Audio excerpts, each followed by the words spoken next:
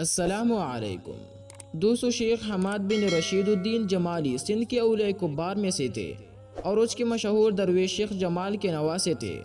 موجودہ ٹٹا سے متصل ساموئی کے دامن میں ان کی خانقاہ تھی۔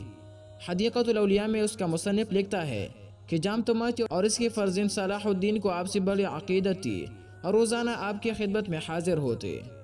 جام جونا نے سازش تیار کیا جس کے مطابق خاموشی سے ان دونوں طماطی اور اس کے بیٹے کو دلی بیچ دیا گیا جہاں وہ نظر بند رہے۔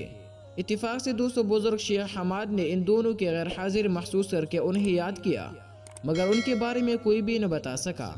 بعد میں بزرگ نے اپنا خاص آدمی بیچ کر ان کو حویلی سے معلوم کروایا، جس پر حویلی والوں نے عجز و بیقراری اختیار کی۔ تمام ماجرا بزرگ کو کہلوا بھیجا، جسے سنتے ہی دوستو شیخ حماد کو جوش آ گیا اور وہ بیقراری سے کڑے ہو گئے اور اپنے حجرے میں ٹہلنے لگے اور سندھی زبان میں ایک شعر کہنے لگے جس میں جام طماطی کے ساتھ محبت اور اس کے واپس آنے کی تمنا ظاہر کی گئی تھی۔ جام جونا نے دوستو جب وہ شعر سنا تو اسے بہت پریشانی ہوئی اور وہ شیخ حماد کے پاس آیا، مگر نا امید ہو کر واپس لوٹا۔